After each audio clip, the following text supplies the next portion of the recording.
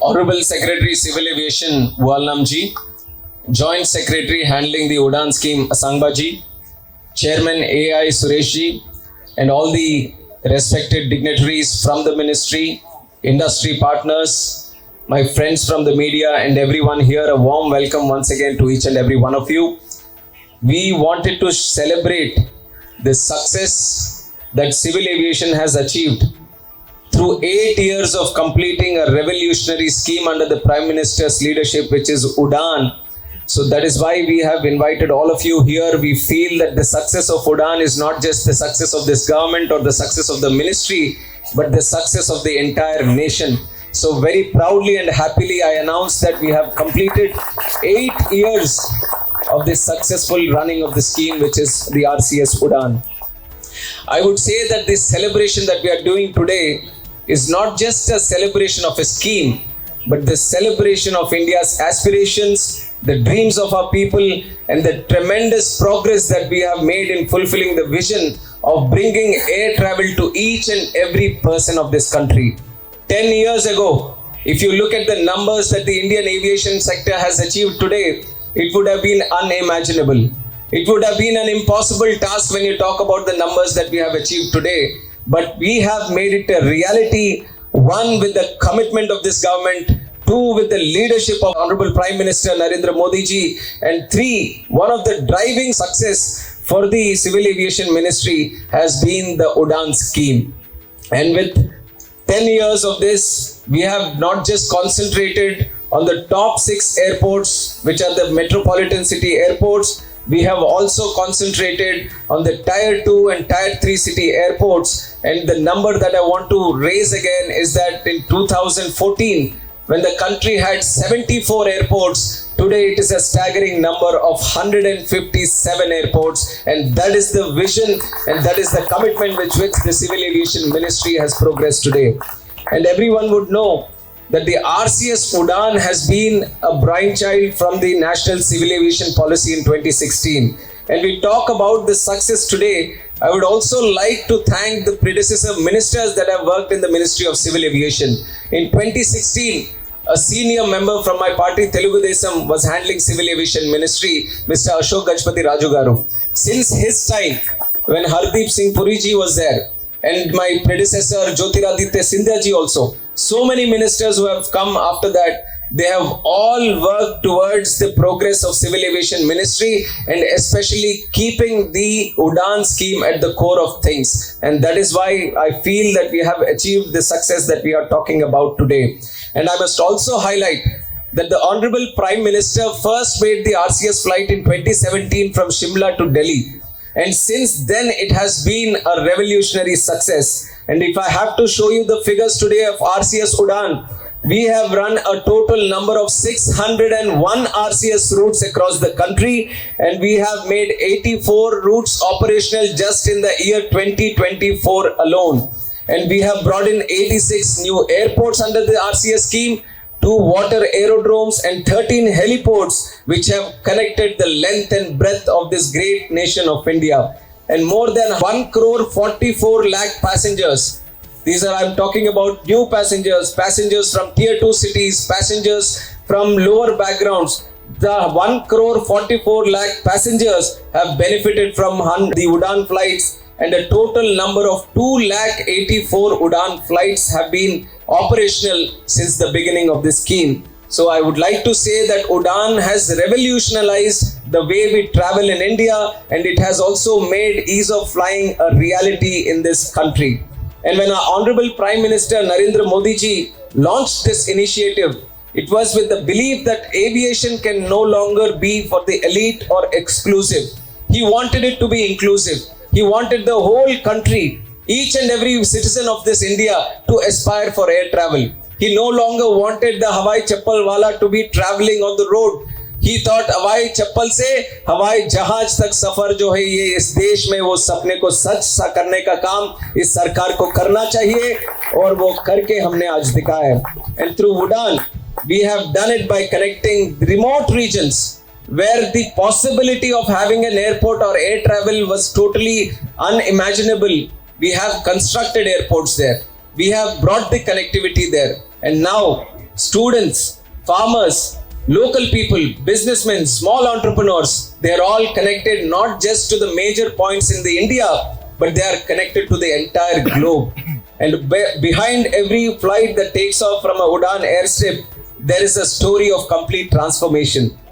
I believe that Udan is just not a medium of transporting people from one place to another, but it is about aspirations, opportunities, new growth potential that we are unlocking in this country. Udan flight has brought new visitors, investors, and development opportunities, providing employment for thousands of youngsters who are aspiring to grow in this growing civil aviation industry. And the enhanced fiscal support in the form of viability gap funding and the instrumental development of unserved and underserved airports. These are the airports where less than 7 flights have been operating or no flights have been operating before the Udan scheme. We have brought all of them under the Udan scheme, and now all these airports have grown successfully over the last few years. And also it has led to the growth and birth of new regional airlines also.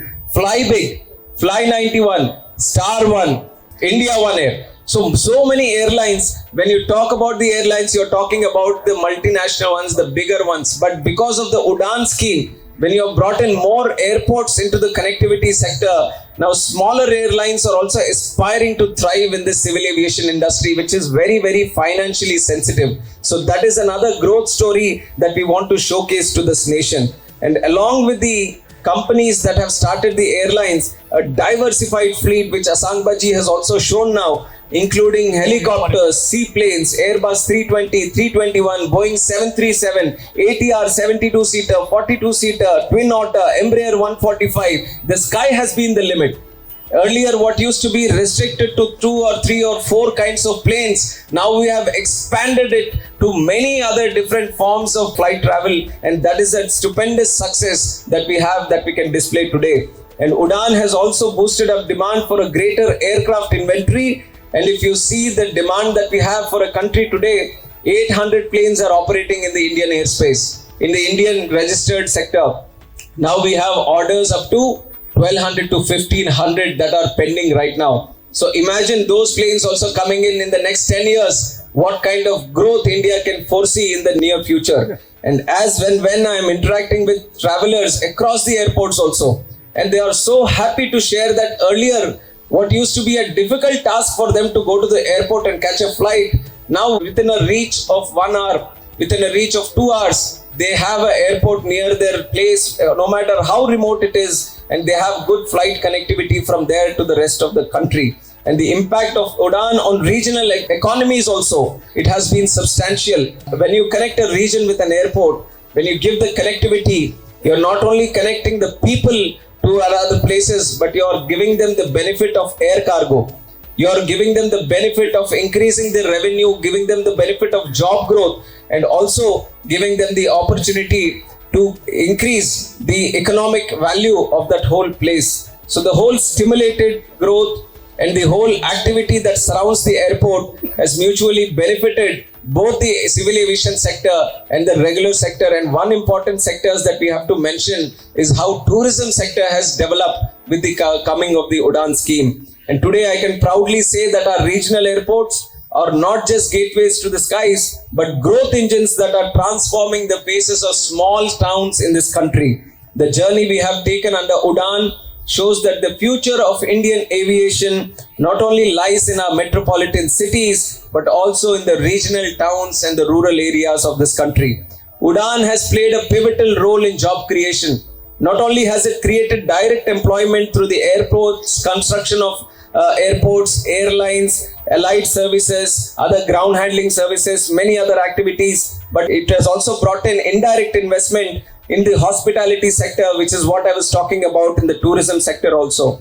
Udan is a major contributor in the tourism sector. Udan 3.2 to introduce tourism routes connecting several destinations, especially in the Northeast region. The tourism industry in the entire Northeast region is experiencing a notable increase due to introduction of Pasighat, which was the first airport in Arunachal Pradesh, and the Zero, Holangi and Teju airports also subsequently, which were built up in Arunachal Pradesh. Another major example is what our OLMG Secretary Sir has also mentioned, which is Darbhanga. Before 2020, Darbhanga had no airport at all. The thought that we can travel from Darbhanga on a plane was not at all there. But because of Udan, we conceived the thought, we made it a reality, we have built the airport.